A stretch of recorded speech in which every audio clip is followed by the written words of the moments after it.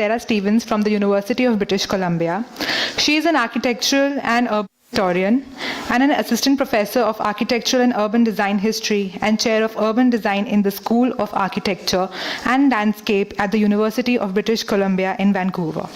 Her research focuses on real estate developers of the 20th century, exploring the cultural economy of architectural practice, finance, and expertise in Canada and the United States.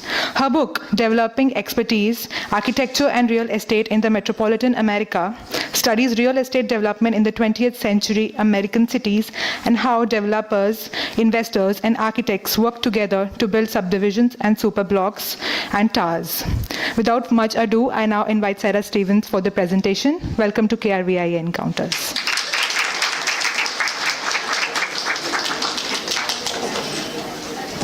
Well, thank you for the lovely introduction. And I want to really say thank you to this school, to KRVIA, for this great partnership that we've now had for a few years with the University of British Columbia and our School of Architecture and Landscape Architecture. It's really been a huge benefit to our students to get to know this school and how you do things here, and to partner with you on projects that we've done here in Mumbai, but also back in Vancouver. And we look forward to getting to welcome a group of your students to Vancouver relatively quickly in May, so in a couple of months. And thank you all also for coming to the talk today. So I'm going to take my time with you today to talk about, first I'm getting ahead of myself. I'm going to talk a little bit about the book that I published about 2 years ago as an introduction to the kinds of things that I'm interested in. And then I'll move on from that to talk about the next book project that I'm working on. It's in very early stages, and describe some of the case studies that I'm using for this next book project, and then how I'm developing those case studies, how I'm theoretically trying to frame those. And then I thought it would be a little bit wrong of me to come all this way from Vancouver and not talk at all about Vancouver. So I'll have a coda kind of section at the end where I'll describe a little bit about Vancouver, its history, its kind of relationships with real estate development, urban design, and architecture as a way to close off the talk. So that's my plan for today. Okay, so the first book project here, Developing Expertise, Architecture and Real Estate in Metropolitan America, was a way for me to evaluate how these motivations around real estate and architecture played out in the larger cultural historical context. I was really interested to understand how the form of American cities, my research is mostly on the United States, had changed over the course of the 20th century, and how real estate development figures into that history of architecture. So I was an architect before I became a historian, and when I went to architecture school, I was often very unsatisfied with the kinds of links that were being made between great designs that I was learning about in my history courses in my studios, and their realization in concrete and steel and glass. So what was it that was happening that would allow certain projects to get built, these great projects that we would study in our history classes, and then all of the stuff that you would see out in the urban environment that frankly looked nothing like those studies that I was seeing in my history classes.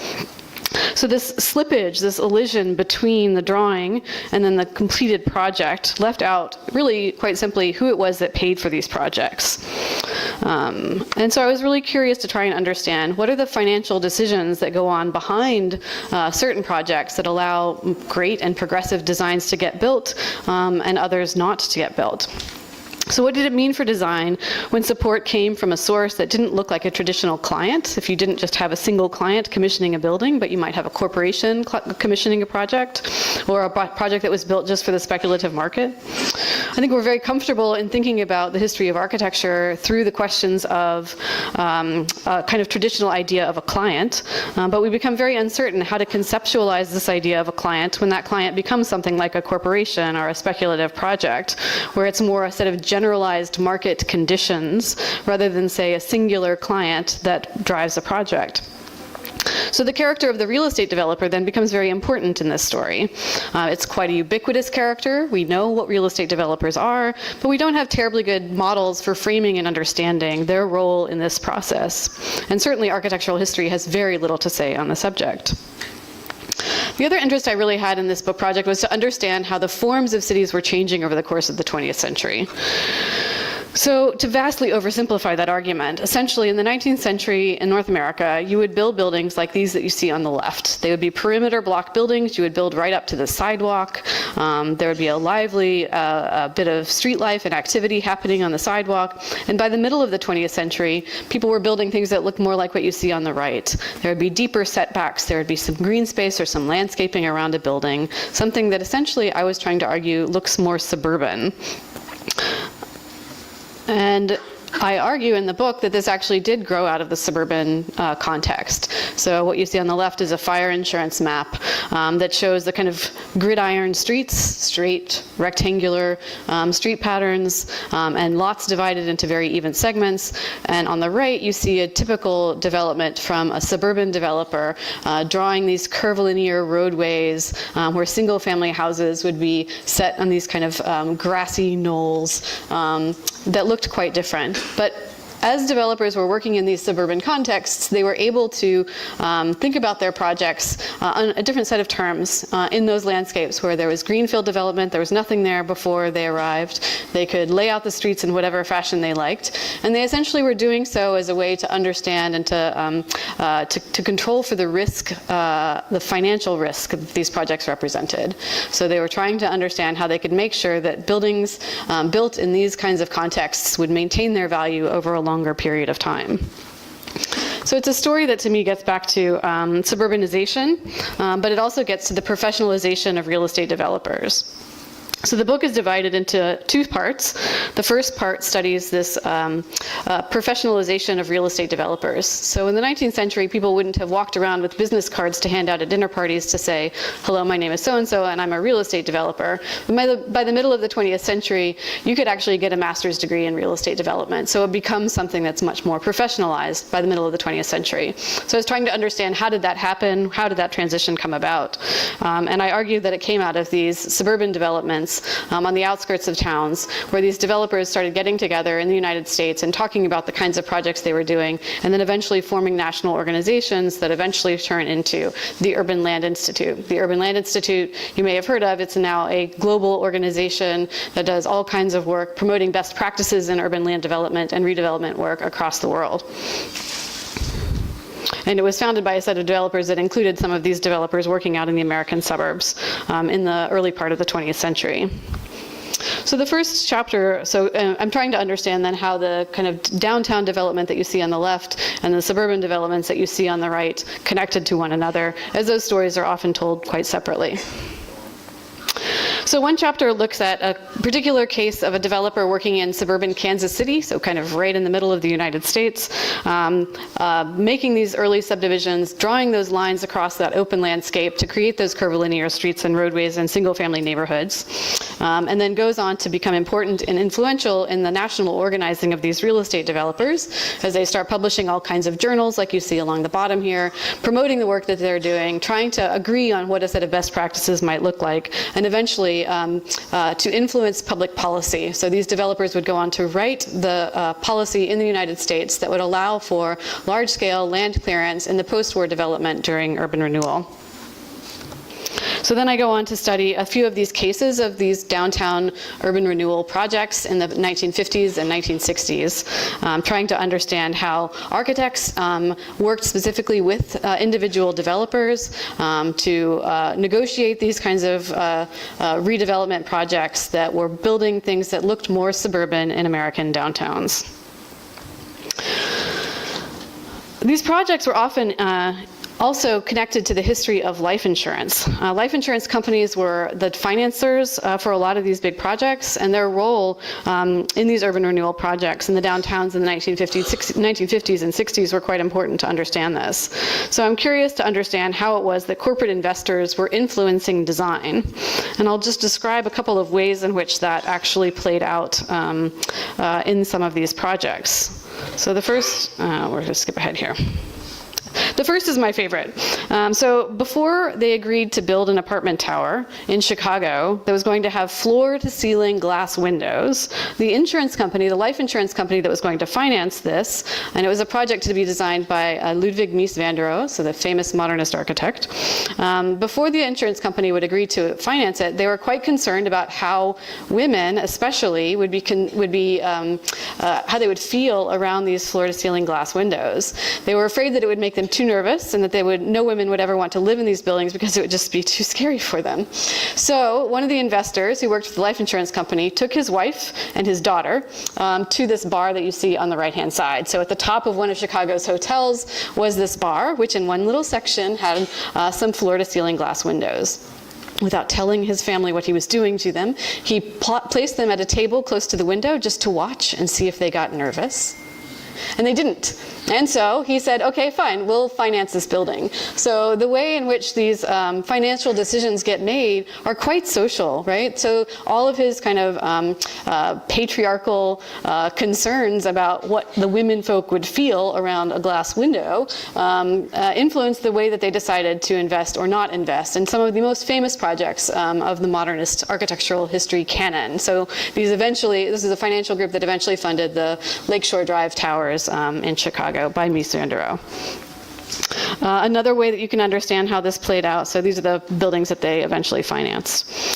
Another way you can understand how this plays out is in what it was that these financial investors, how they were interested in projects. So what was it that they were interested in seeing as the design process moved along? So a different investor was interested in understanding, actually it was still for this project, what the outside of the buildings was going to look like. And actually the investors only cared to see the floor plans. And after Mies and his office showed the drawings of the facades of the buildings, the investors said, those are hideous, never show them to us again. All we care about are the plans. So how many bedrooms is it going to have? Where are those going to be located? How big are the units going to be? And those were their concerns. So by digging into the archival material, I'm able to pull out some of these stories that test the kind of case of what it was these investment groups were interested in. In a case here in Pittsburgh that you're seeing in this project, in this image, there was also interest from a set of real estate consultants that a different life insurance company had hired to try and understand what kind of projects ought to be built in Pittsburgh's downtown. So the original business leaders in the city of Pittsburgh had came together and thought they should be building housing in Pittsburgh's downtown. They brought in some outside real estate consultants from New York who said, no, actually what you need to be building are office towers. And so they built not the 9 towers that you see here, but they did build a pair of these towers in Pittsburgh that were office towers, so influenced by these financial interests. And it was a kind of argument that they made about the appropriateness of what kind of program ought to be in a downtown.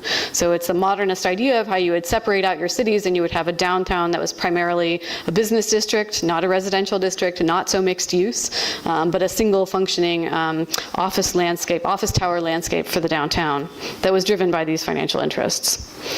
So these stories that I'm telling in the first book are all pushing towards an idea of financialization, and I'll describe in a minute what I mean by that term, but the real estate market was becoming more and more driven by these questions coming out of finance. So this is the kind of background that's now pushing me into my second book project that I'm going to talk about now. My research is really looking to study still how it is that real estate and property, though they're often overlooked in traditional architecture and even some urban histories, contributes to these stories about architecture and urbanism. So scholars like Catherine Ingram and Reinhold Martin have prepared the ground for the research that I'm wanting to do, looking into the shifts in the financial landscape for urban redevelopment work in the 1970s and 1980s. Though questions about urbanism and urban history are certainly part of this project, the central focus will be to explore this relationship between financing and architecture. And the questions I'm trying to ask here are twofold. So first, the project seeks to understand how the financing of large-scale projects turns to newer financial instruments that ease participation in the global financial markets. So more kinds of investors are investing. And they start to distribute risk across those investors and parcels.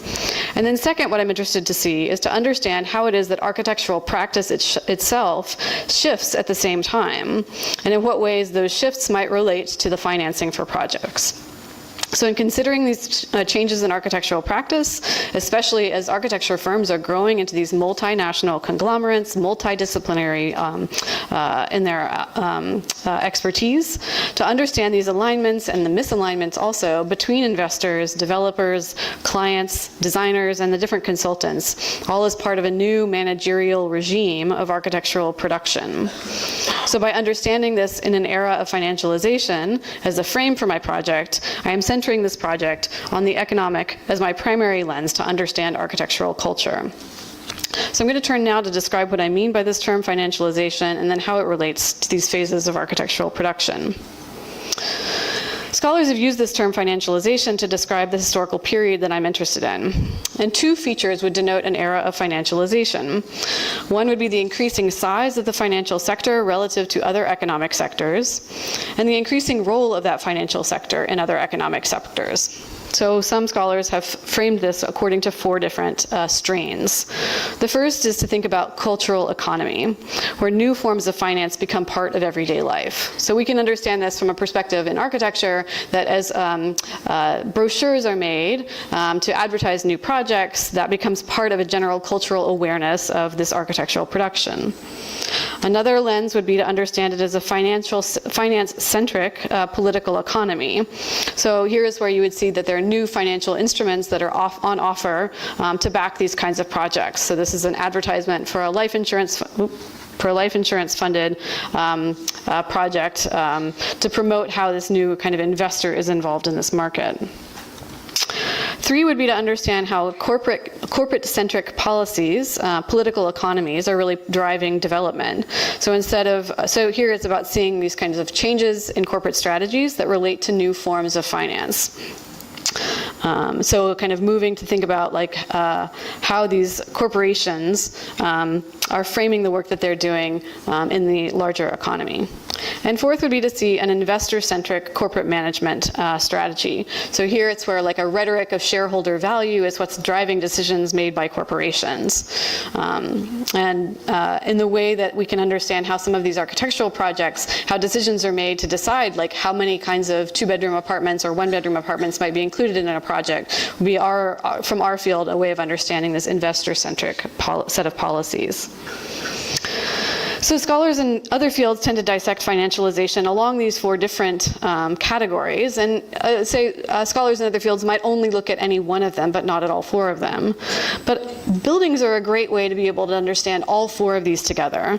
So by understanding these different threads of financialization, my research hopes to be able to ask questions like, why did they build a building? Where did they decide to build that building? And exactly how did they build it? Like, what decisions did they make in the design process?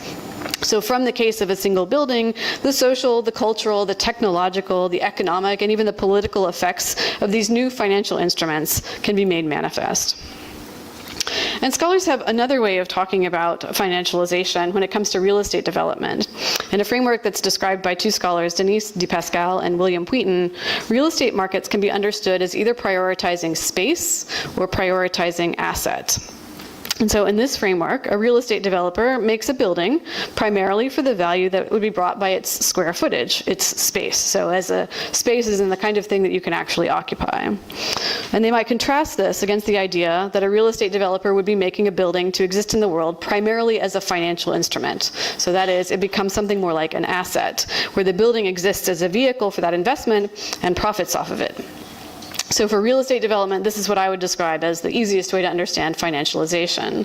So the work that I'm trying to do in this diagram that I've drawn here is to understand how in these different phases of the development process, moving from purchasing a site, developing the project brief, going through the design process, eventually building it, you can see at the end of the diagram how there are two different categories, that space and asset category. So space would be the people, the users of the building who might occupy it if it's an office building or an apartment building.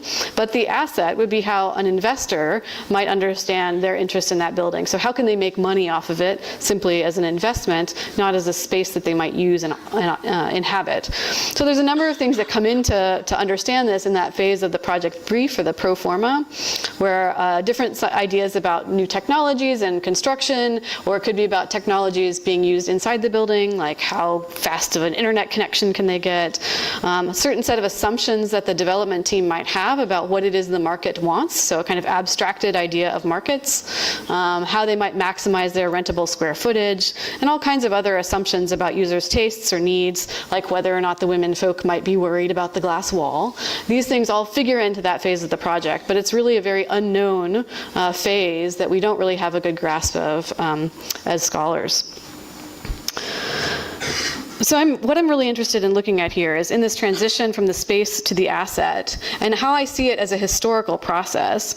And it's a critical distinction for understanding these conditions around real estate development since at least the 1970s, and leads into a phase of globalization of real estate markets that we know quite well from our contemporary perspective. I think it connects also, though, to how architectural history tends to theorize the client. So if the client is that eventual inhabitant of the building, that user of the building, that is something that we already understand. But we don't have a very good way of framing or understanding what it means when that kind of client changes, when it's an investment fund that's, say, developing a project. So I'm interested in this period from 1960 roughly until 1990, as these new financial formats come into the market, are tested, introduced, and debated. The best known of these new financial formats is the Real Estate Investment Trust, or the REIT, which has become a global phenomenon, becomes a global phenomenon really by the 1990s. So this research focuses on the specific relationship between this type of financing and the design decisions. And for me, this raises questions about the relationship between architecture and financing, but also about the urbanism at the bottom of these buildings that these financial formats are also complicit in producing, and as well about the structure of architectural practice. So what I'm going to do for the rest of my talk is to present some case studies that I'm using to look at these questions as I see through the kind of pairing of a set of theoretical ideas to the case studies of actual projects that I'm going to study. It's all very early work, and so it's a little bit fuzzy even for me, but I look forward to your questions at the end, see if I can clarify anything that's not clear yet. So I'll talk first about finance. The architectural history of finance has certainly not been written, but a few scholars are starting to do work in this area. One of them would be Jonathan Massey, whose work on the reinsurance industry and his analysis of the 30 St. Mary Axe Tower, or the Gherkin in London, the Swiss Re Tower, puts the invisible parameters of financing as really a key to be able to understand the building. Also, the work of Daniel Abramson, his book here called Obsolescence is on the right, stresses the legal and the economic frameworks that surround what he calls a paradigm for comprehending and managing change in the built environment. So to understand the process of urban renewal requires first understanding how it was even ideologically possible to start demolishing some early skyscrapers in Chicago that had only been around for about 30 years. So how could anyone even conceptualize that? And that's what his work on obsolescence does. Both Massey and Abramson push for considering the way that finance is part of this negotiated process of design, its received meanings, and its relationships to governmentality. So for the history of the Real Estate Investment Trust, I think we can give the real estate investment trusts an architectural history. Today, REITs are certainly described in terms of their meteoric rise from the 1990s forward, with capitalization rates in the hundreds of billions of dollars worldwide, as a symbol of their kind of dominance of these markets. But no single financial instrument really represents this process of financialization quite so well as the Real Estate Investment Trust. But while their contemporary prevalence and relationship to finance is evident, their historical conditions are not so much. There are versions of this form of investment that go back to the 19th century, but really they were created in a kind of stroke of tax policy written in 1960 in the United States as a new arrangement whereby trustees could invest the capital of its shareholders in real property or mortgages. They were established really as a way to make investing in real estate much more like investing in mutual funds or stocks, something that could be easily purchased but also very easily sold. So it had what they call easy liquidity. And for investors, it proved a way to invest in real estate that looked much more like stocks. And I'll spare you the wonky details of that. Understanding this history of REITs and their relationship to new construction, though, is troublesome. REITs experienced many ups and downs from the 1960s forward, and their history certainly reflects these highs and lows into the stock market and in periods of credit crunch. So this is one of these books that was written about them in their early years, so published in 1971. The whole existence of a REIT was only 11 years old at that point, and I checked this book out from the library, and the little margin comment that some library patron has written says, "This book outdated, they are all bankrupt /76. So only 5 years later, they'd all gone bankrupt, and this person was quite upset to see this book still in the library. So they have this very bumpy history. There's a wide variation in practices in this world, and it actually makes tracking their relationship to architecture and construction quite difficult. One case that I have found, though, to start working on is the case of John Portman, who worked with the developer Trammell Crow and the bank Chase Manhattan Bank, it's called now Chase Bank, to use real estate investment trusts to build projects. So REITs at this point were really sold as a way to democratize investing. Small-scale investors could theoretically invest in these small amounts of capital into shares of a building or a set of buildings. And so they became a new type of client also then for architects. And if we start to think of them that way, we can start to understand how REITs influence this design process. John Portman is the Atlanta architect who had rather sophisticated understanding of the financing of buildings, as he was himself a self-proclaimed developer architect who sometimes crossed into the glossy pages of architecture magazines. He's often credited as one of the inventors of this kind of dramatic hotel lobbies with these big soaring atria spaces, but more often he's written about as this kind of developer architect. He wrote an autobiography in 1976 where he actually has almost nothing to say about his work as a developer. Instead, he hands that over to his co-author, someone named Jonathan Barnett, when the subject of the business of developing comes up. Portman worked with the Texas developer Trammell Crow on a number of projects, including the one that you're seeing here, which is Embarcadero Center in San Francisco, and also on the Peachtree Plaza Hotel in Atlanta. So here's one of those hotel atrias on the right. So Peachtree Plaza was actually funded by a second mortgage through Chase Bank's Real Estate Investment Trust. In this project, risk was thus distributed among different investors, which included pension and retirement funds, dipping their toes into real estate as an investment vehicle for those retirement funds. So having entered into this research on REITs, interested to understand these new financial instruments as tools for, if not the democratization really of investing, then increasing the ease of buying and selling real estate, what this early case illustrates is that instead, REITs were actually just another tool for very large financial institutions to pool risk in large-scale investing. And more than that, the Portman projects show how real estate investment trusts shaped the parameters of the design process beyond just urban form and organization. The program is really what epitomizes this here. A hotel is essentially an abstracted program type that caters to out-of-town guests, so even that user for the building is this universalized character based on the company's experiences with hotels in other cities. Given that many users for the building, the investors, even the hotel management, the hotel staff, their conception of who their hotel's guests might be, the architect and the developer are looking to accommodate all of this wide variety. That these investors became a more varied group within that larger constellation of users, so instead of a single investor, you have all of these people widely investing in this real estate trust. Those who are interested in the asset, its liquidity, and not just in its space, only further underscores that the hotel is really an architectural typology geared toward the securitized financial landscape. So the other programs at Embarcadero Center, which included a shopping space, a shopping center, some spec office towers, all of these likewise look to accommodate these abstracted user groups, making the fit between the building's design and its intended user group aim more towards this investor category than the traditional idea of individual users who would occupy the space. And even this idea of fit between program and inhabitant centers the debate right in the crosshairs of modernist architectural design, with the early modern architects kind of fetishizing this relationship between designs and their tailoring of those designs to individual human bodies. But here, of course, this question of fit becomes much more about this abstracted idea of the user and the set of financial parameters that are really driving things.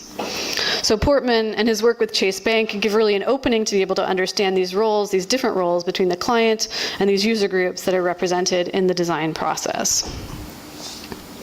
I'll turn now to talk about a second case study that's really looking more at questions about urbanism and the kind of urbanism around this financialization in real estate development. The discourse on urbanism that I'm interested in involves this social as well as the financial, as seen in relation to design discourse. If urban histories tend to see policy and politics before urban form, some scholars have used urban form as a way to actually enter into questions of politics, capital, and the spatial qualities of the city together.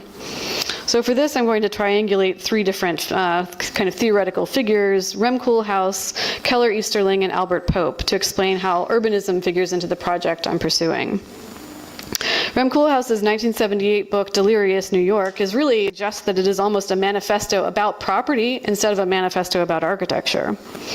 It's really about shock value, and some of its much more durable insights have been in relating architectural form to capital in both complex and in sometimes overly simplistic ways. The effect of property boundaries in privatizing the cityscape appears in the project of the Captive Globe.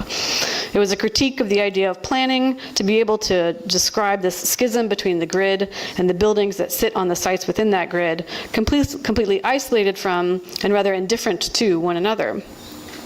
Likewise, eating oysters with boxing gloves, naked on the 9th floor, was this embodiment of a potential risk to stack different programs in a tower, further withering the idea that planners could actually have any control over the city.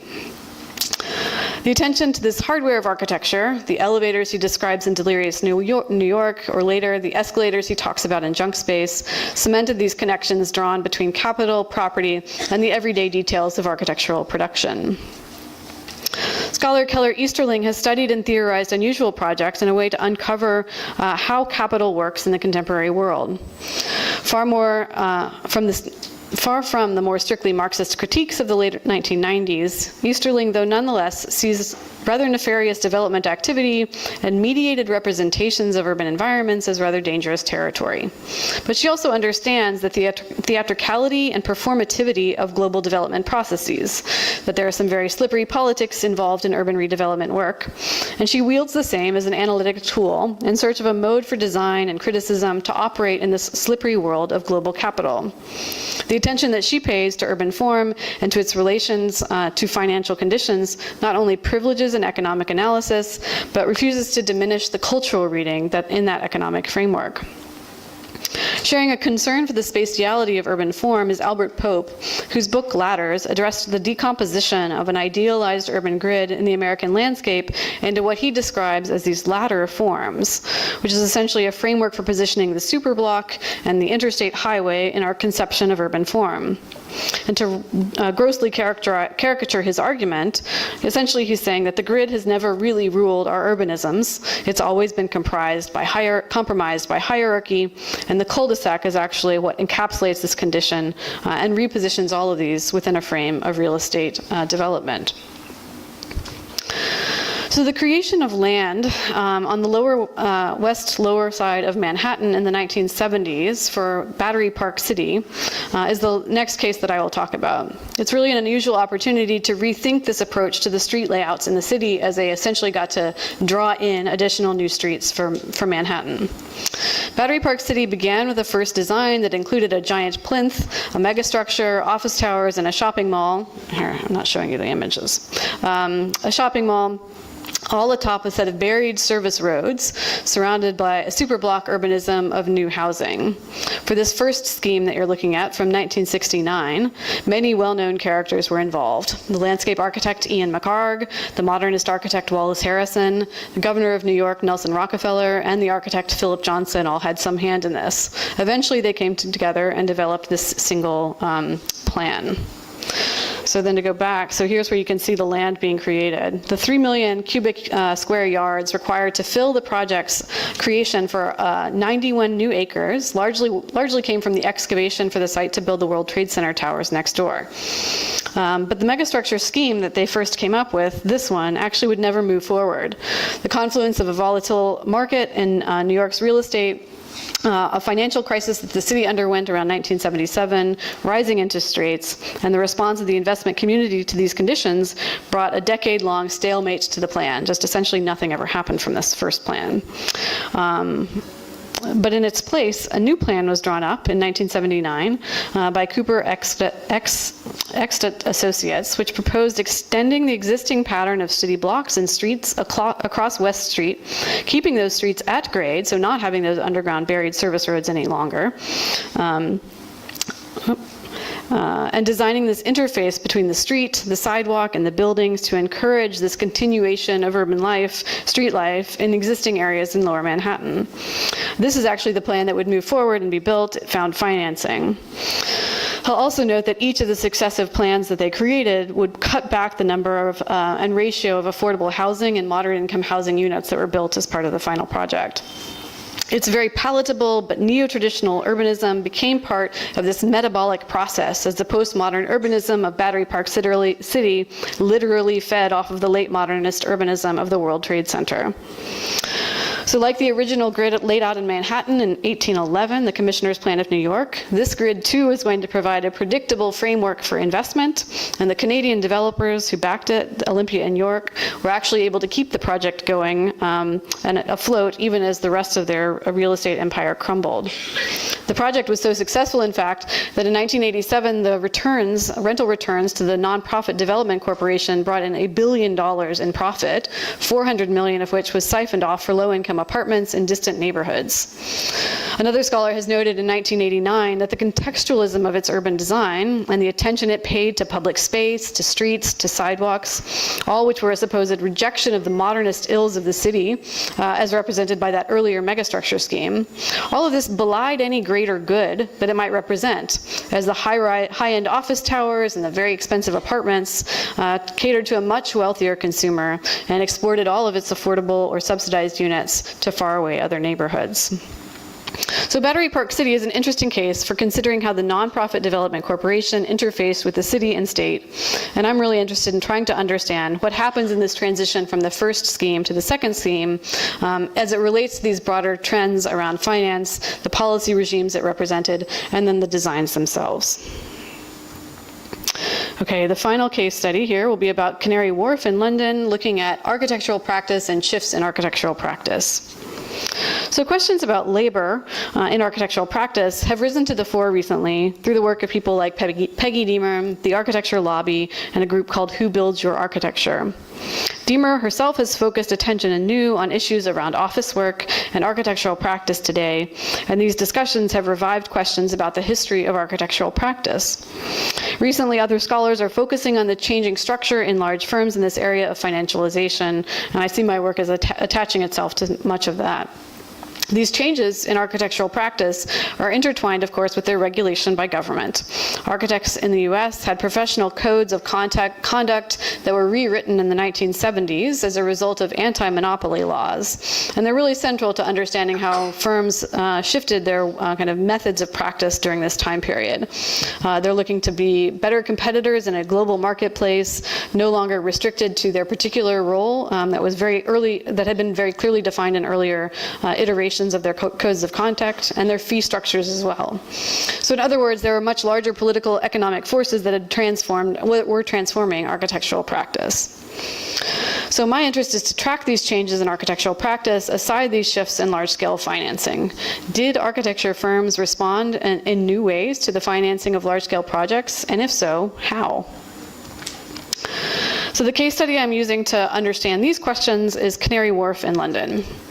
It cuts across how many different kinds of firms operated on this one project through different modes of practice. Canary Wharf commenced in 1981 with a multi-firm master planning process under Margaret Thatcher's conservative government as a push to create an entirely new financial district for a center of global finance. So you can see London is, the center of London is way off on the edge of this map, and they're putting Canary Wharf as a kind of new center for London's financial activities. So during a time of great deregulation in the UK and abroad, the plan called for the redevelopment of a major site that would create, really from whole cloth, a new financial district separate from this kind of stodgier confines of the city, London's traditional financial center. Politically, the plan was to remove control from the local socialist councils and to entice private development with heavy public subsidies in infrastructure and transit. The international design firms involved include Sterling and Wilford, IM Pei, SOM, and others, all produced master plans and also shell and core build-outs, where you would have a design architect who designs the shell, and then the build-out, a kind of local firm, an architect of record, who would do really all of the additional work, which was a significant portion. All of this together launching this era, an era in London of new iconic high-rises, while local design firms contributed to the working drawings, the construction administration, and the fit-outs. So what I'm arguing for here is essentially that I think we need an architectural history of these shell and core build-outs. So while the partnering of firms between an international design office and a local practice wasn't exactly new with Canary Wharf, the way it played out across the many firms involved certainly crystallizes this bifurcation between the two types of firms in a way which I think will be productive for understanding these shifts in architectural practice. So the project is going to study the financial model, the relations between these paired firms, and then their future tenants, the developer clients who they were working for, all against this backdrop of the reconstitution of London's docklands into what David Harvey has described as landing strips for global capital. So these three projects form the core of the book project, and they each represent one of these themes: finance, urbanism, and architectural practice, that the larger project hopes to frame through this lens of financialization. But I thought now I should give you a little bit more insights into where this all came from, as of course my work has been influenced by living in Vancouver, where I am based. So it's not directly part of the book project, but it certainly has motivated my interests, and I've been living in Vancouver for about 3.5 years now. Vancouver, of course, has its own story of real estate and capital and architecture that I will briefly sketch out for you now before ending the talk. So a variety of indigenous peoples have inhabited the area we now call Vancouver from time immemorial. When Europeans first arrived to colonize the area, they did not succeed in brokering treaties with these indigenous groups. Thus, the land of the city is considered to be unceded, meaning that it was never signed over or ceded by a treaty. So this is the larger region. All of the different colors represent different indigenous groups that characterize these lands as part of their traditional territories. If we zoom in, you can see Vancouver, but just barely, because there are so many different groups that lay claim to these lands. And here you can see the region a little bit more clearly. So the Burrard Inlet is the water body that extends up here. This tiny little, see the little green peninsula, that's our big city park, and this is our downtown core. And you'll see it again in the next few slides. So here's a map of Vancouver from 1930. You can see again where that, let's see if I can do this better. This is that downtown core. This is this massive Stanley Park. But the city extends over a much larger area, most of which is actually single-family homes. So this is an older zoning map for the city. Everything yellow is single-family. So about 70% of the city's land is still zoned for single-family housing. Okay, so the city had first this indigenous history. Those of us who live there now are considered to be uninvited guests on these traditional, ancestral, and unceded territories of the Musqueam, the Squamish, and the Tsleil-Waututh peoples. The British actually settled this area because of its position on the west coast as a port city, connecting to the natural resources between the kind of hinterland of Vancouver and the water. The railroad then arrived, connecting Canada's east and west coasts, and the city of Vancouver was founded in 1886. But as I said, the town is mostly single-family homes with 70% of the land zoned as such still. So here's another view of what that looks like. Our downtown core is where all of the high-rises are, and then there's a massive landscape of single-family houses that cover the rest of the city and are often ignored. So before 1986, Vancouver was really a sleepy logging town. Here's what it looked like. An outpost on Canada's west coast. You can see that we're basically hugging up against these mountains. Here's that big park and our downtown core. All of this land here that's left bare in this image was being used for a big expo, Expo 86, that was held to celebrate the 100th anniversary of the founding of the city and the railroad reaching Vancouver. So here's how all of that was filled up with different programs for this expo. The event, of course, attracted lots of international attention to the city and allowed the city leaders to start reimagining its future. Following this expo, the province sold all of this land off. All of this that you're seeing in color here, all of this, was sold off to essentially one single developer for a ridiculously low price. The province sold this land to the Hong Kong investor Li Ka-shing and rezoned this site. So it was equivalent to about 1/6 of the downtown's peninsula, an unheard of scale for a massive redevelopment project in North America at about 80 hectares or 204 acres of land. This decision to sell the land to this Hong Kong investor, Li Ka-shing, so of Hutchison Whampoa Company, was controversial for the government at the time, and heightened tensions between the city and the provincial governments. It was part of a larger program of the privatization of land that aligns this story with the neoliberalizing trend that many governments were going through at the same time period.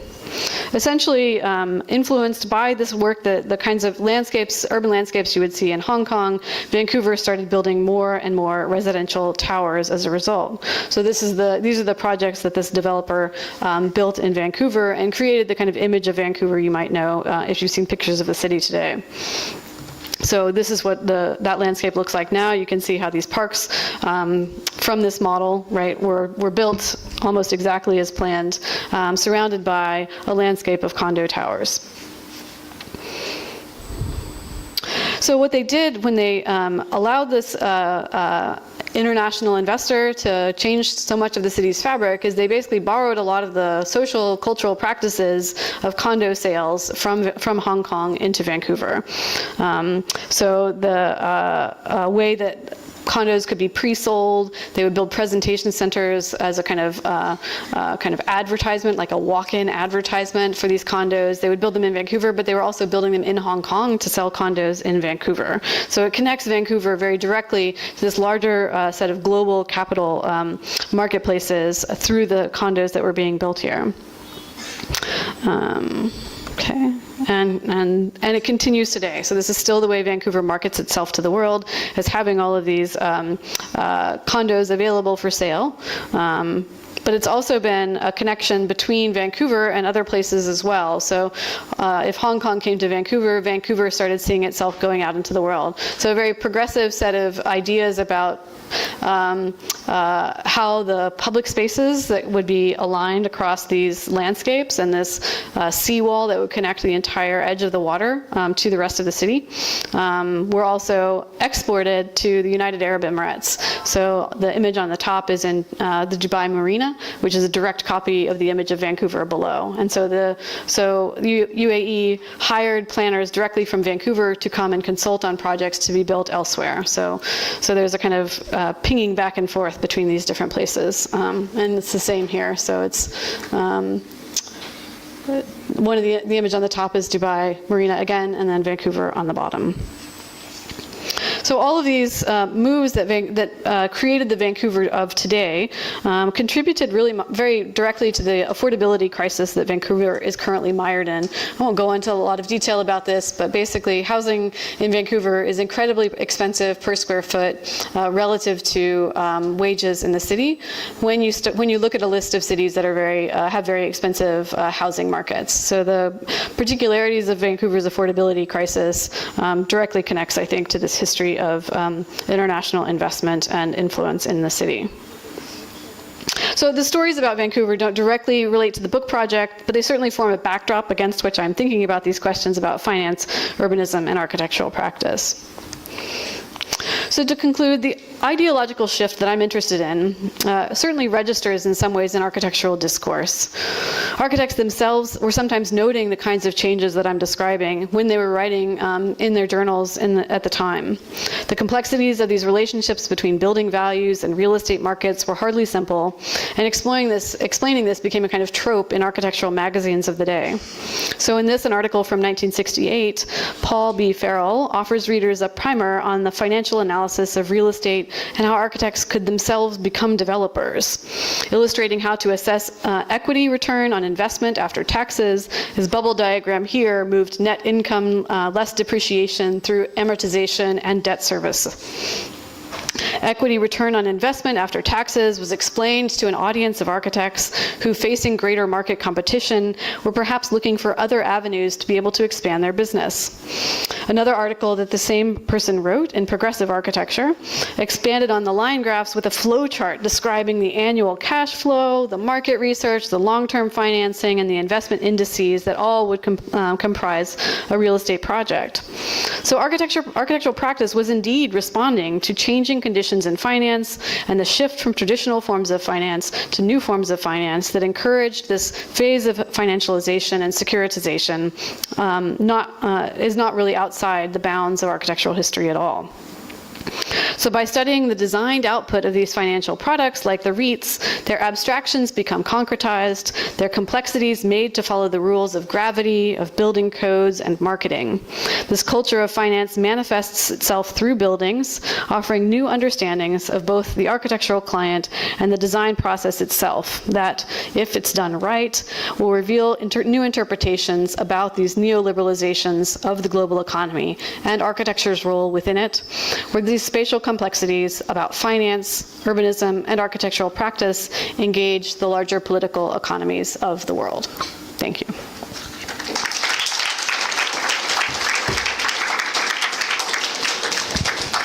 I'm happy to take questions. Yeah. Thank you for sharing your thoughts with us and for that interesting presentation. I'm sure it was very helpful and informative for all of us. We are now open for questions. Any comments or observations?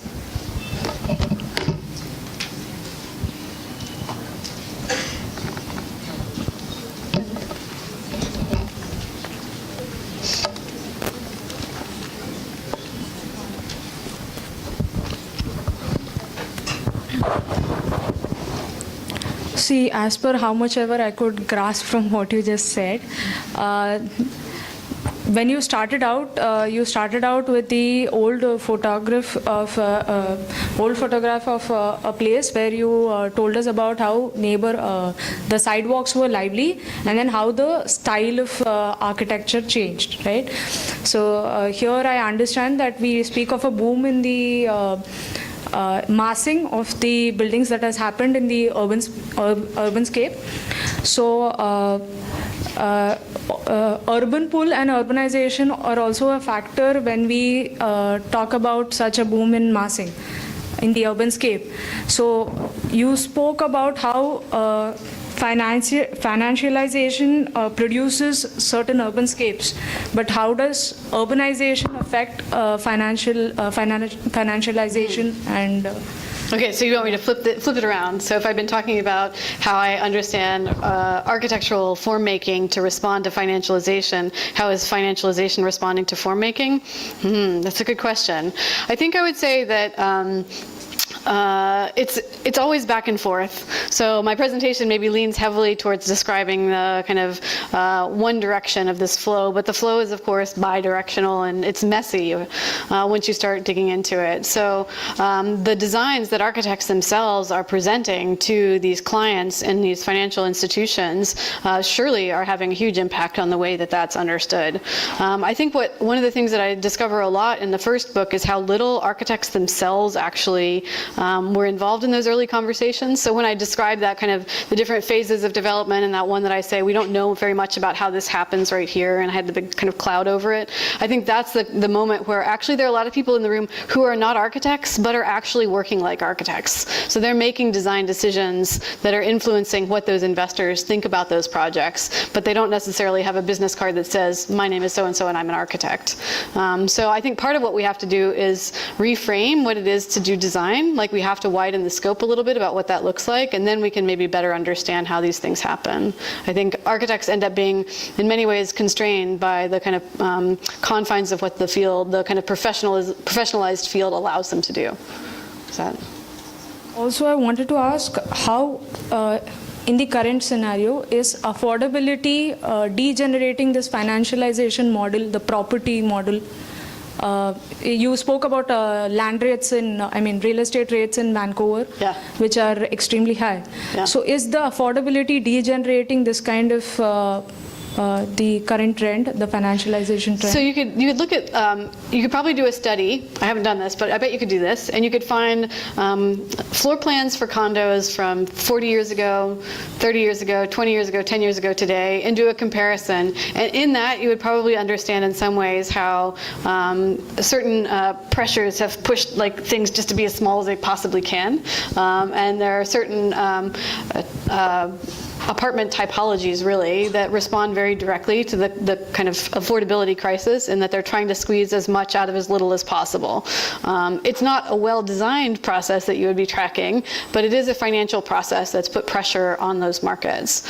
So if I'm understanding maybe my question is, do you mean then does that help the affordability crisis? Because no, not at all. Right? So they're doing everything they can to squeeze as much out of as little as possible so that they can make more money out of it, not so that they can make more livable apartments. Right? So there's a political process, a social process that is pushing back against that. And so now the city of Vancouver has installed a few different controls to try and keep the speculation, they call it, in the marketplace a bit more under control. But those are coming from policy decisions, not from designers having much autonomy in that. Here in Mumbai, we see a lot of apartments and apartment buildings that are left unoccupied because people can't afford it. Yep. Okay, that at some point will lead to the degeneration of the cityscape itself, wherein you have half of the buildings that are not occupied and people move out to the suburbs or outskirts of the city. Is that the situation in Vancouver right now? So we have lots of empty apartments, but that's because lots of people want to buy them and own them as an asset and not live in them. So the empty homes crisis in Vancouver is one where actually they're selling just fine. They're not having a hard time selling these apartments. They're having a hard time putting apartments into the market that most people can afford. So in that way, there's some similarity. And there are a lot of people in the working and middle classes that are completely squeezed out of this market. And so it's quite difficult. At the upper echelons, the expensive places that are being built, those they never have a hard time selling. So the city has done a couple of things for this. One is they've instituted a tax. If you own a house and it stays empty, you have to pay an additional tax for keeping it empty, which is supposed to encourage people to keep those markets, put those units onto the rental market. It will put more expensive apartments onto a rental market that can't afford them, so it's not going to do a huge world of good, but it is supposed to tamp down the speculation, which it is doing. The empty homes tax and a foreign buyers tax. So if you are not Canadian or a Canadian permanent resident, you pay a ridiculously high tax to buy a property in Vancouver, and that's supposed to tamp down these international buyers coming in and corrupting the market, which, has its own set of complications to it too. That's it. Thank you. Thank you. Do we have any more questions? Pass it on.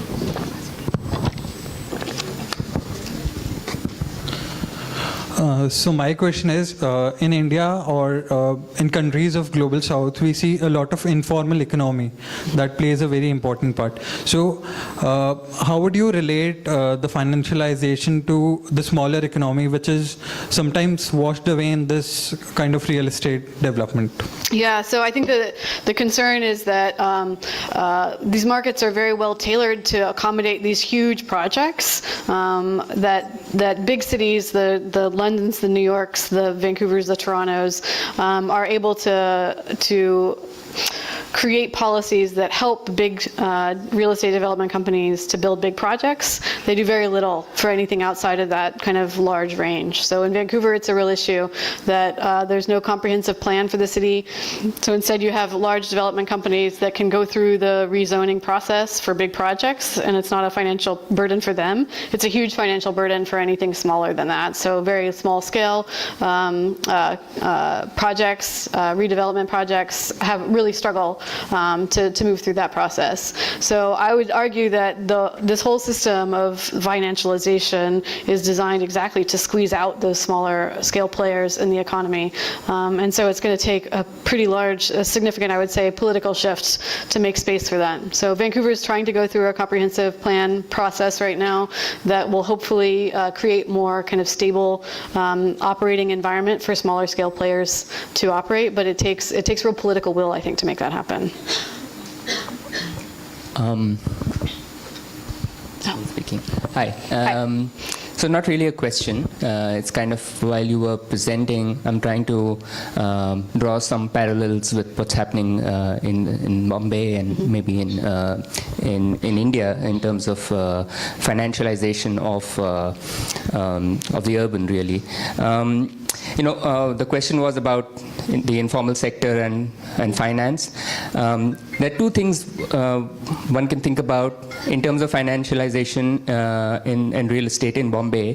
One is a shift that starts taking place in the 80s, where there's a financialization of the planning process itself, where developers start playing such an important role in urban development that the public sector literally stops investing in the implementation of plans. And so the way plans are implemented is through offering financial incentives, whether it's additional development rights or whether it's transfer development rights and so forth. And so the entire process is geared now towards making the real estate industry have enough enough in it for them to play. And so, for instance, you find periodically the upward revision of, floor space indices and more of such incentives for the real estate market. On the other hand, in the informal sector, we're seeing ways in which increasingly the government is thinking about framing the question of informal settlements as a question of finance. And so how do you create financial inclusion, which means how can you extend loans to slum dwellers so that they can then get credit and then invest in their own homes. But for that, it is all predicated on the creation of property rights. And so the link between creation of property rights, finance, real estate development, that is, it takes a different form, but one can see all of these similar tools at play that you presented. Thanks. Yeah, no, that's fascinating. I think, again, I would say, well, I'm hugely cynical about the planning process because I see it from the perspective of these real estate developers who, for generations, have really been the ones running the planning of cities. So when you read about how these real estate developers in the 1930s and 1940s in the U.S. literally were writing the rules for the redevelopments of downtowns that would happen in the post-war years, that is the story. There was never really a kind of politically strong planning process that could push back against those market forces, right? The market forces have always ruled the day. So it sounds like in many ways it's similar to that. I would say also that the kind of ideology of property ownership and the rights to property, right, have been kind of cleverly reframed as a kind of a political project for the good, right? That by offering property rights, you become kind of part of the citizenry. That is your kind of access to financing, to being able to buy and own your own home, right? All of these are culturally constructed ideas about what citizenship is that I think we have to be more aware of. I think the most interesting things that I see in that area from where I am are indigenous land rights, and so questions about indigenous land rights in Canada, which in some cases they're very cleverly kind of co-opting the tools of property ownership for their own ends. So to stop a new construction of a pipeline that's coming through British Columbia to Vancouver, the rules around the inhabitation of land would be able to stop that. So there's a group called the Tiny House Warriors, and they literally are building tiny houses to inhabit that land where the pipeline would go to stop the construction of the pipeline. So it's a kind of like what is property ownership, what are property rights, and how do we play that game as a group that's always been forced outside of the kind of rule set that were written by other people, right? So I think there's a wider recognition we have to have of what property rights even look like before we can start to impact these systems in meaningful ways. So I want to ask, so is there a shift in the mode of practice for architects, planners, and designers over the last maybe 20 years? Because one is the city of Vancouver completely built, and are there no more lands to build upon?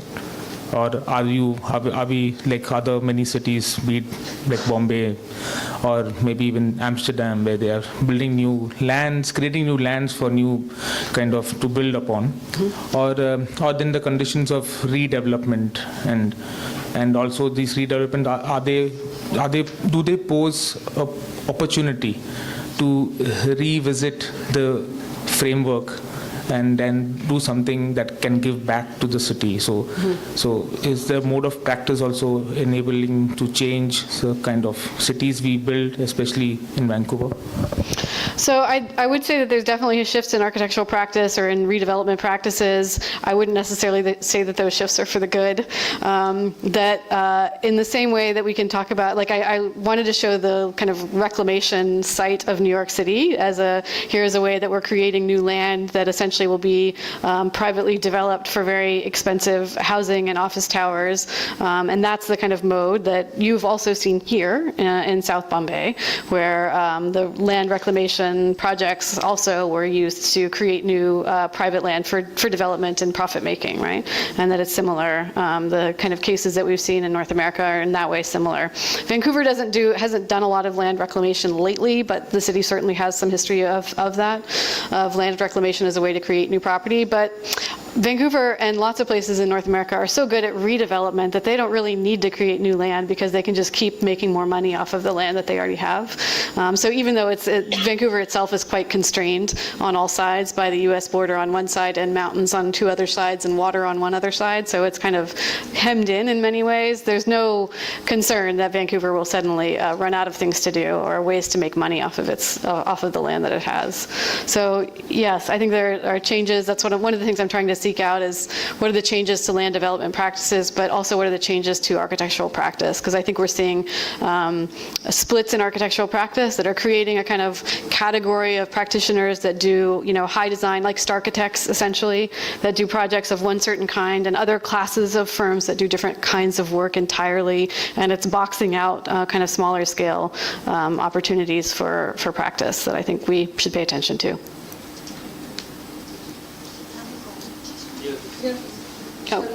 Right, so most of these investment trusts, they can range from just national actors or even multinational global players. So how do you think that with this global transfer of finance, do you think that it results in homogeneous architecture going forward? Yes. I think that you can track it very directly in this example, where you can see the exact dimensions of sidewalks and the particular designs of bollards being directly used in a new place, and it creates a certain kind of homogenization. Yeah, but most of these projects are big master plan properties, right? So does this flicker down into even smaller plots within the city itself that is not actually financed by these REITs, but because of influence by these master plan societies that it makes development in the future similar all over the world? I think that there will always be, because political systems differ, and as a result of those political systems differing, it will not always be exactly the same everywhere, for sure. I'm a historian, so I'm always going to point to the way that things are, operate or kind of unfold differently, historically and geographically. At the same time, nothing is going to be outside of this, right? So the system that produces these two places to be so directly related to one another doesn't sit outside of the local practitioners that might be working in those places as well, who are also going to be influenced by it. So there's no world that's outside of this financialization. That's kind of the challenge of it all.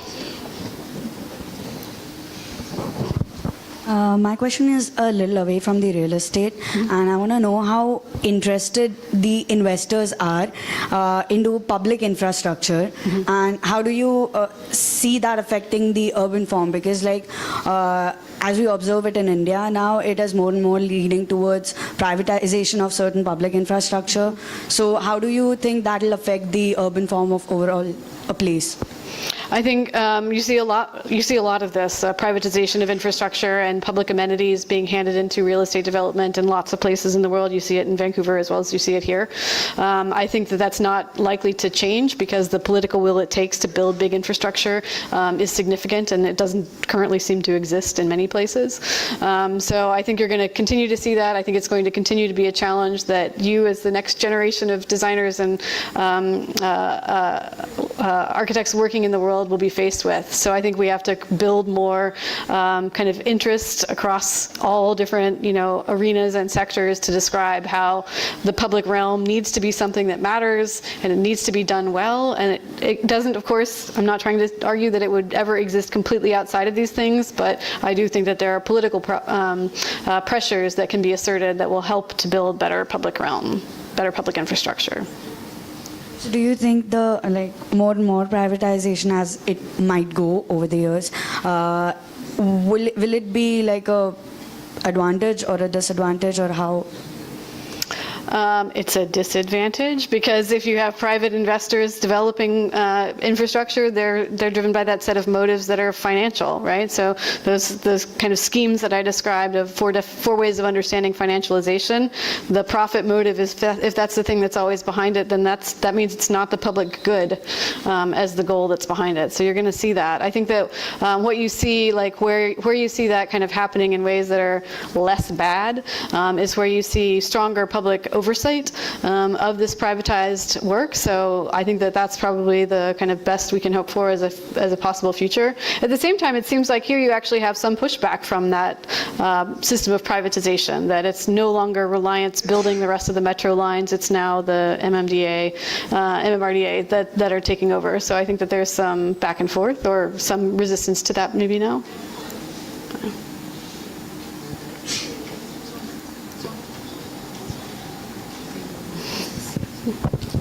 She's just like I was thinking while you were speaking about the way affordability has affected building plans, house plans in Bombay. So I've been looking to buy a flat for a long time, and we kind of encountered all these really strange new flat sizes, absurd flat sizes and room sizes, and and I've also noticed that a lot of my architect friends are now making these sample flat designs, which kind of make image of sweet living in these absurdly sized flats. There'll be like all sorts of gadgets and design inventions to try to inhabit them.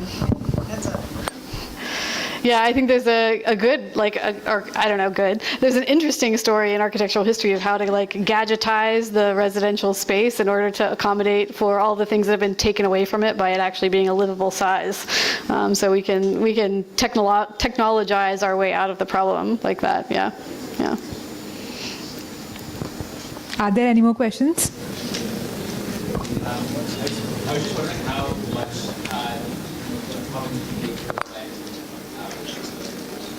the province paid $1 billion for it, but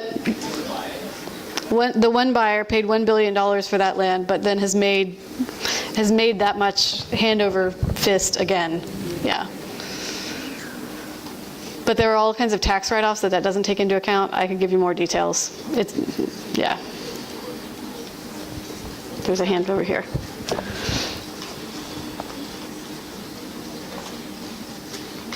Hi. Just a brief, small question. You mentioned a little bit about the architect as developer. Yeah. And you also showed us images of how magazines were trying to educate architects about the real estate investment process and how that worked. So do you see that as a solution, not a solution, but as a way in which the design practices could respond to this as becoming the developer themselves? I think you've seen that already. Like design build firms are another way that architects have tried to push back against the kind of rules of practice. So if professionalization legislation codified the way that architects were allowed to do a certain set of things. And then those revisions to the code in the 1970s that I mentioned tried to kind of crack that open a bit more because there was so much pressure on architects to just do very little and make very little money. They were trying to give them opportunities for that. And then more recently, you've seen design build firms try and step in essentially to the space of construction companies. So for architects to try and work as developers, that's another avenue that that has been attempted already, none of which have been terribly successful. Like if you want to point to the things that are actually making money, then what you see are these massive firms like AECOM that are multidisciplinary, do everything all together, but they're giant. So they don't really widen the spectrum of opportunities that architects might have to be actors in that marketplace. So I think that there are a number of ways it could happen, none of which have been terribly successful yet. Thank you once again for sharing that information and the presentation. We end it here with this. Thank you. Yeah, thank you.